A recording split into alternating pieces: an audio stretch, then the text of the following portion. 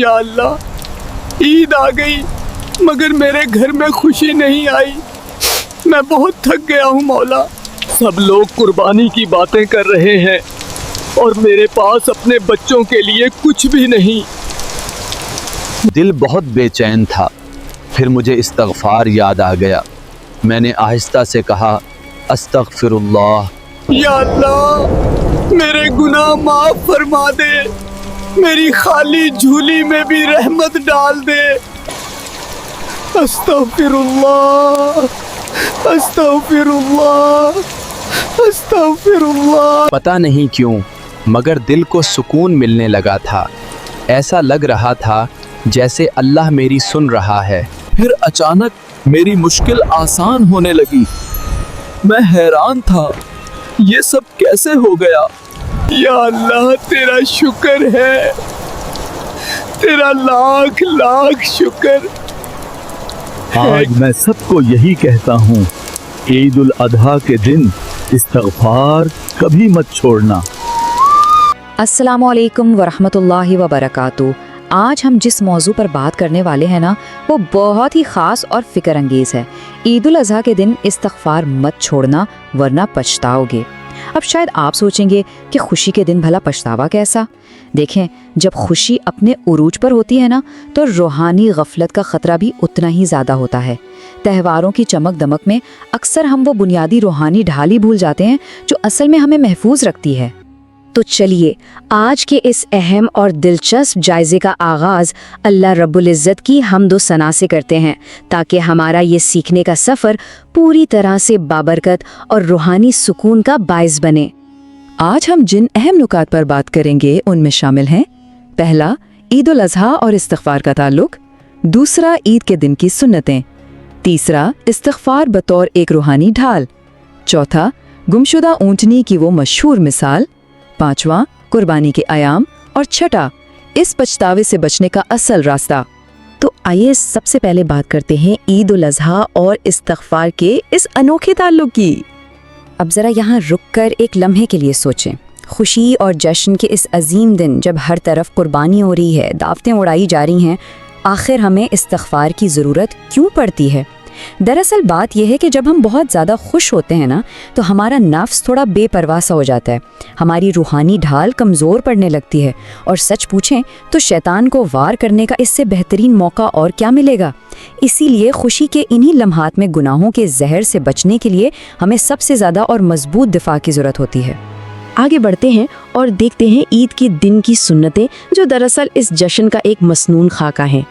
عید کی صبح کے لیے نبی کریم صلی اللہ علیہ وسلم نے ہمیں کچھ بہت ہی زبردست عملی سنتیں بتائی ہیں، جیسے پہلا کام غسل کرنا اور مسواک کا اہتمام کرنا۔ دوسرا، جو بھی آپ کے پاس بہترین اور صاف ستھرے کپڑے ہوں وہ پہننا۔ تیسرا، جب آپ عیدگاہ کی طرف جا رہے ہوں تو درمیانی آواز میں تکبیرات کا ورد کرتے رہنا۔ اور چوتھا کام، جس راستے سے عیدگاہ جائیں واپسی پر اپنا راستہ تبدیل کر لیں۔ پتہ ہے یہ سب کیا ہے؟ یہ ظاہری اعمال دراصل ہمیں ایک عظیم الشان عبادت کے لیے اندر اور باہر دونوں طرف سے تیار کر رہے ہوتے ہیں۔ اچھا، یہاں ایک بہت ہی دلچسپ فرق بھی ہے۔ عید الفطر میں سنت یہ ہے کہ ہم نماز کے لیے نکلنے سے پہلے طاق عدد میں کھجوریں یا کچھ میٹھا کھاتے ہیں، ہے نا؟ لیکن عید الاضحیٰ کی سنت بالکل مختلف ہے۔ اس دن نماز عید تک کچھ نہیں کھایا جاتا، اور دن کا آغاز نماز کے بعد اپنی قربانی کے گوشت سے کیا جاتا ہے۔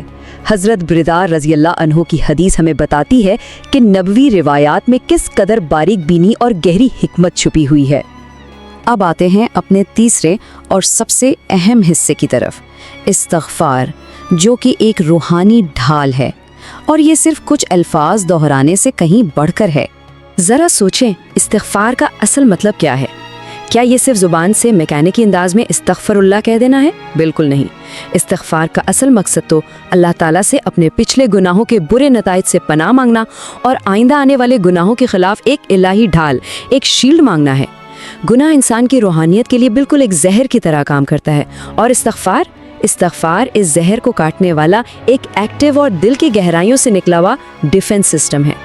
قرآن مجید میں سورہ غافر کی آیت نمبر 55 اس بات کو کیا خوبصورتی سے بیان کرتی ہے۔ बस सब्र कर, यकीनन अल्लाह का वादा सच्चा है, और अपने गुनाह के लिए बख्शिश मांग और दिन के पिछले और पहले पहर अपने रब की हम्द के साथ तस्बीह कर। इसकी तफसीर पर गौर करें तो समझ आता है कि सुबह और शाम लगातार तस्बीह और इस्तिगफार करना असल में एक इलाही हुक्म है, ताकि हम शैतानी हमलों से मुस्तकिल तौर पर महफूज रह सकें।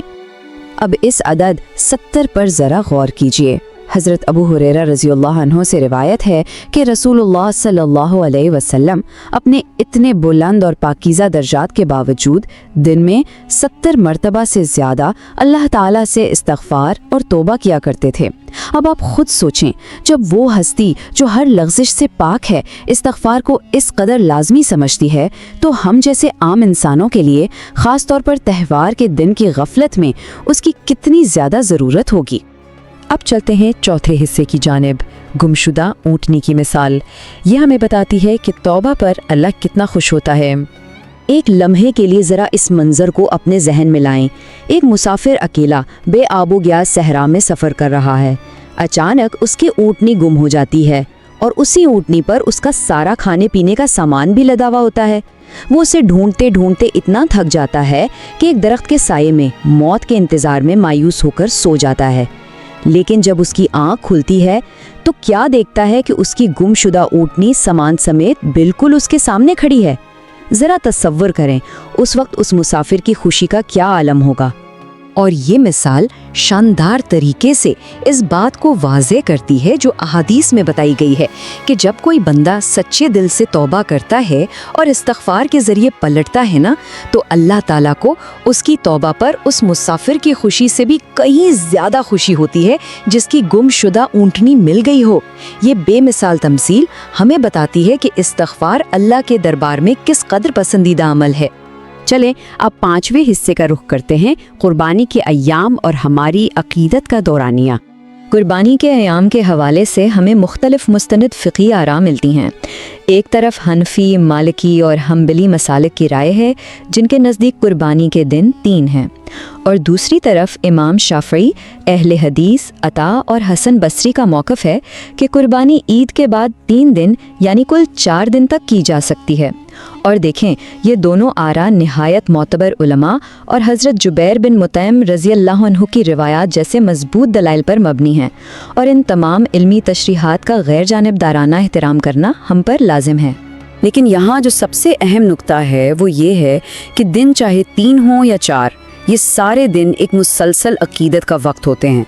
फ़िक़ही इख्तिलाफ़ात का अपनी जगह बिल्कुल एहतराम है, लेकिन सब इस बात पर मुत्तफ़िक हैं कि इस पूरे दौरानिए में इबादात और इस्तिग़फ़ार का तसलसल टूटना नहीं चाहिए। ये रूहानी दिफा सिर्फ नमाज ईद के दिन तक महदूद नहीं रहना चाहिए, बल्कि कुर्बानी के इन तमाम अय्याम में इस ढाल को बरकरार रखना है। तो अब हम आ गए हैं अपने आखिरी हिस्से की तरफ, पछतावे से बचने का रास्ता। आइए तमाम बातों को समेटते हैं। तो सारी बात का हासिल कलाम ये है कि ईद की ज़ाहिरी खुशी, दोस्तों से मिलना, दावतें, इन सब के साथ साथ मुकम्मल रूहानी बेदारी का बैलेंस रखना बहुत ज़रूरी है। इस्तिग़फ़ार को शैतान के पे दर पे हमलों के ख़िलाफ़ रोज़मर्रा की ढाल बना लें। नबी करीम सल्लल्लाहु अलैहि वसल्लम की सुन्नतों पर पूरे एहतमाम से अमल करें और खुशी के इन लिम्हात में अपनी रूहानी चौकसी को ज़रा भी कम ना होने दें। इसीलिए हमने शुरू में कहा था ना कि ईद उल अज़हा के दिन इस्तिग़फ़ार मत छोड़ना, वरना पछताओगे, क्योंकि गफलत में किए गए गुनाह इस मुबारक दिन की तमाम तर रूहानी कमाई को ज़ाया कर सकते हैं।